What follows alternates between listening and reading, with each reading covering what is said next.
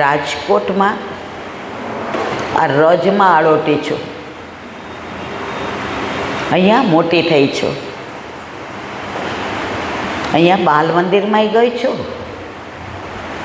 School ને કોલેજમાંય ભણી છું, મેરેજ અહીંયા કર્યા અને બાળકો પણ અહીંયા આવ્યા. તમને બધાને બરાબર સમજાય છે કે પડઘા પડે છે? પડઘા નથી પડતા ને?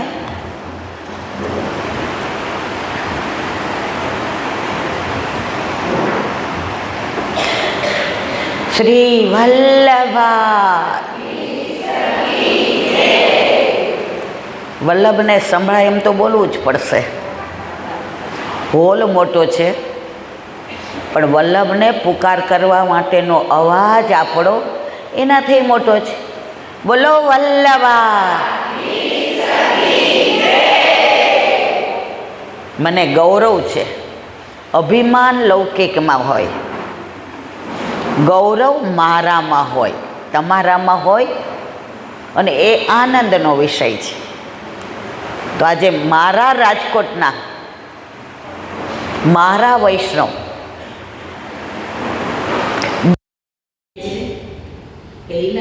મારા છે.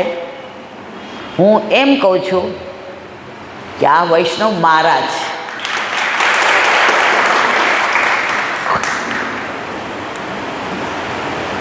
પછી તમે મને કહેજો કે હું તમારી છું, મારવાલા છું કે નહીં તમારી?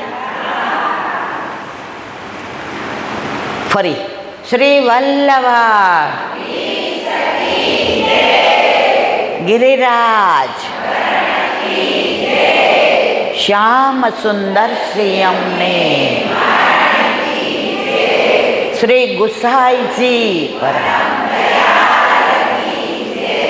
ગોકુલ દાવ દયાળ શ્રી નવનીત પ્રિયા अपने माथे विराजता सेव्य. આમાં કેટલા વૈષ્ણવના માથે ઠાકોરજી બિરાજે છે. હવે જ્યારે આવું ને ત્યારે જેનો હાથ આમ નીચો છે ને એ ઊંચો માણસ. ઊંચું ક્યારે? ઊંચું માથું રાખી શકે, ઊંચો હાથ કરી શકે. લૌકિકમાં તો ધ્યાન રાખીએ ક્યાંક આપણાથી એવું કાર્ય ન થઈ જાય કે આપણું માથું નીચું થાય. તો વલ્લભના ઘરે આપણે શું જવાબ આપશું? જેના ઘરે જેના માથે ઠાકોરજી નથી બિરાજતા, લીલામાં જશું, ઠાકોરજી પૂછશે વલ્લભ આ આપણો છે? વલ્લભ આપણે એવા વકીલ છે, ખબર તમને? વકીલ જેનો દ્રઢ હોય ને, હોશિયાર હોય ને, સરસ હોય ને, શ્રેષ્ઠ હોય ને, પડઘા પડે છે? બધાને બરાબર સંભળાય છે? એ અસીલ કદાચ થોડો ખોટો હોય ને તોય ચાલી જાય. તો આપણે બધા જેના ઘરે ઠાકોરજી નથી બિરાજતા એને વલ્લભ આજે કહેશે ઠાકોરજીને કે હું આમનો વકીલ છું. હવે જરૂરથી એ ઠાકોરજી પુષ્ટ કરાવી અને પોતાના ઘરે પધરાવશે. અને જ્યારે હવે ઈલાબેન આવશે ત્યારે બધાની સાથે બોલશે अपने माथे विराजता सेव्य स्वरूप की.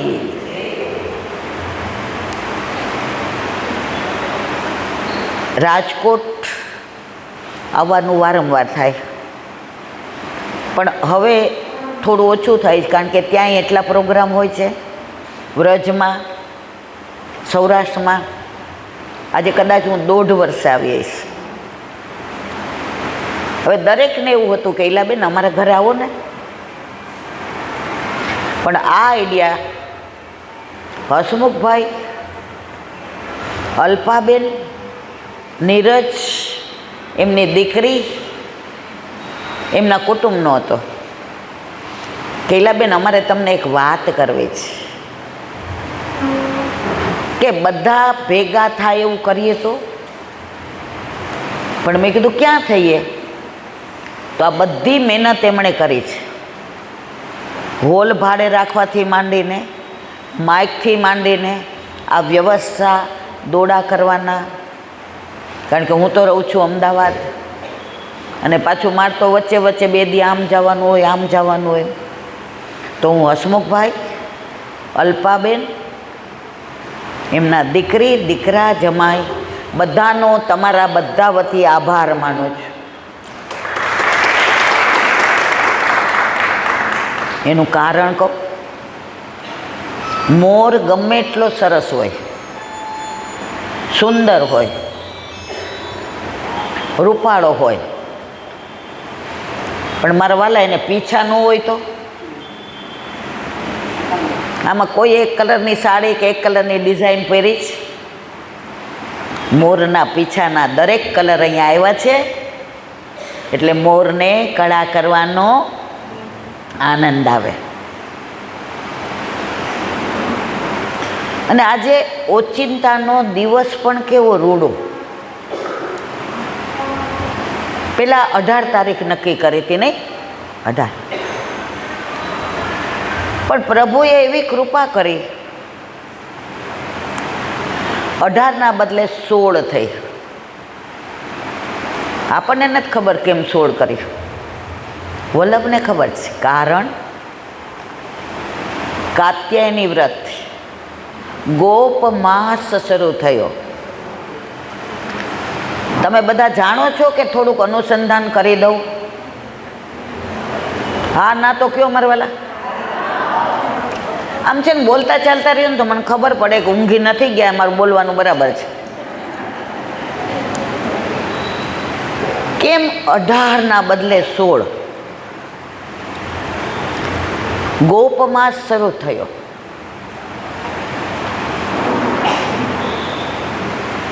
દંડકારણ્યમાં, ત્રેતાયુગમાં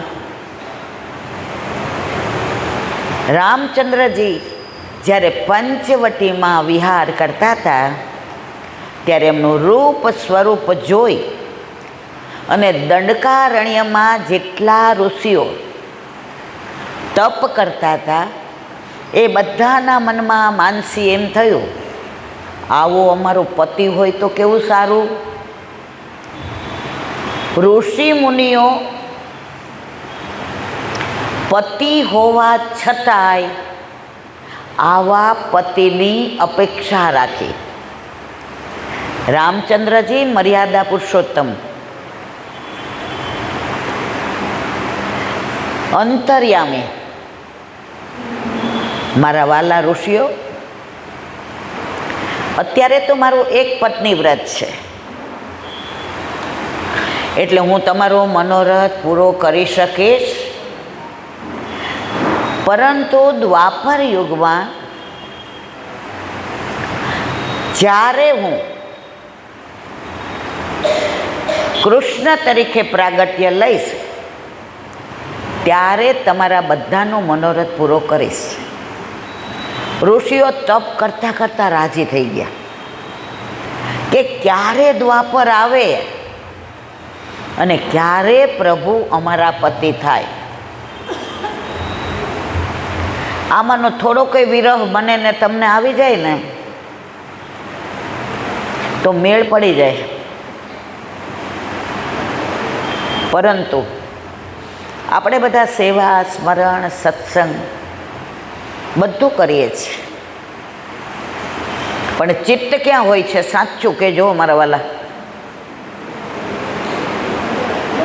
હસે છે એ સમજી ગયા બધા. સમજે એને વંદન, ના સમજે એને અભિનંદન. ચિત્ત તો તમારું ને મારું, ઇન્ક્લુડિંગ માય સેલ્ફ ઓલ્સો, સંસારમાં જ હોય છે. પણ એનો મતલબ એમ નથી કે ઠાકોરજી આપણી સામું નથી જોતા. એનો મતલબ એમ નથી કે ઠાકોરજીની કૃપામાં વાર છે. ઠાકોરજી કે કાંઈ વાંધો નહીં. સાસરે આવીએ ને ત્યારે શરૂઆતમાં વર ગમે એટલું સારું રાખે ને તો ભાઈ ને બેન તો યાદ આવ્યા વિના રહે નહીં હો. સાસુ સસરા મા બાપ જેવા હોય ને, પણ મા બાપ તો યાદ આવે જ. ઠાકોરજી કે કાંઈ વાંધો નહીં, સંસારમાં રહીને શ્યામને તે ઘરમાં પધરાવ્યો છે ને, તો શરૂઆતમાં તો જેમ તને તારું પિયર યાદ આવે ને એમ તારું ચિત્ત પણ સંસારમાં જાય. પણ પ્રભુમાં એટલું સામર્થ્ય છે મારા વાલા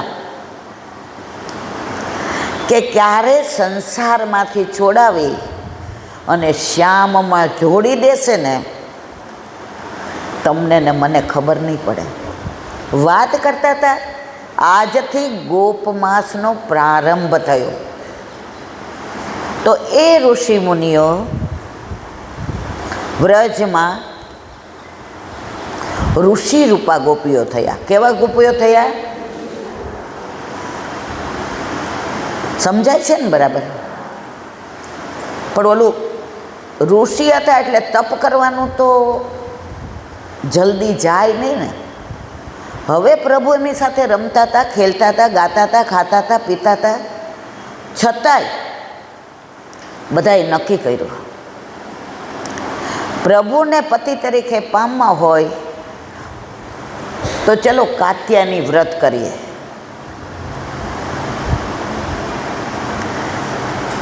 તો બધી ગોપીઓ ભેગા થઈ સવારે વ્રજવાસીઓ જાગે એ પહેલાં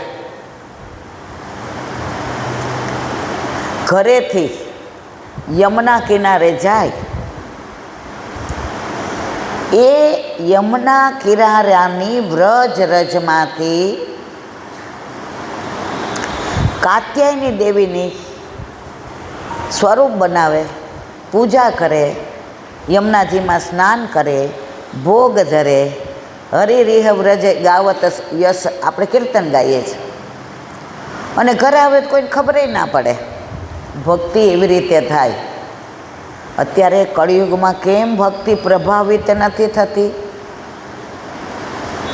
કેમ ઠાકોરજી સાનુભાવ નથી જતાવતા? આપણે જે કરીએ છીએ ને એ બીજાથી વિશેષ કરીએ છીએ, એ દેખાડવા માટે થઈ અને આડંબર કરીએ છીએ કે હું કરું છું એવું કોઈ નથી કરતું.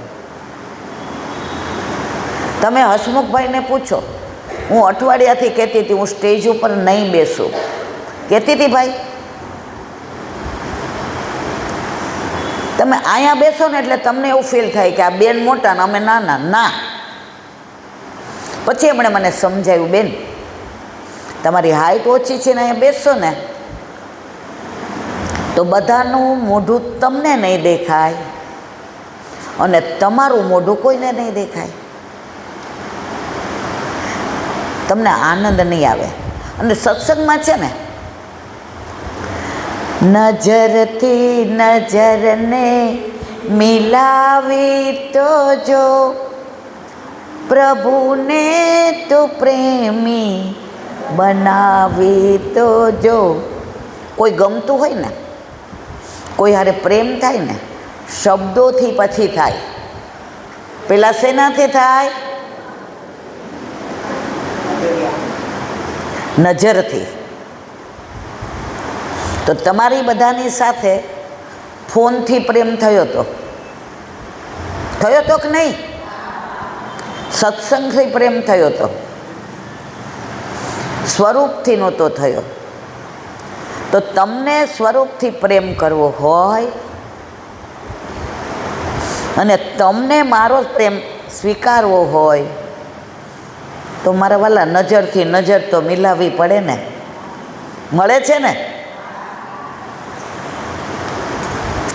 તો વાત કરતા હતા દંડકારણ્યના ઋષિની, જે તપ કરતા હતા અને 1 મહિનો ગોપમાસ ચાલ્યો. આમાંથી ચીરઘાટ કેટલાએ જોયું છે વ્રજમાં? ચીરઘાટ વાહ ભાઈ વાહ ભાઈ વાહ. હવે ન જોયું હોય ને મારે ભેગા આવજો. કેટલાને આવું છે?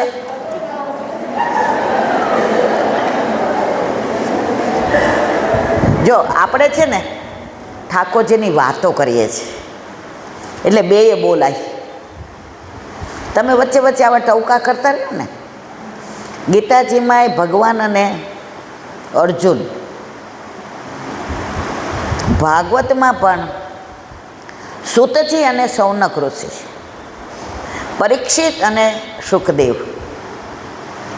તો જરા સામે બોલીએ ને તો ઊંઘે ન આવે, નહીંતર એકાદું જોકું આવી જાય પછી અફસોસ થાય ઘરે રે શું બોલ્યા હશે. હું મારી વાત કરું છું, તમારી નહીં. તો 1 મહિનો આ વ્રત કર્યો. છેલ્લે દિવસે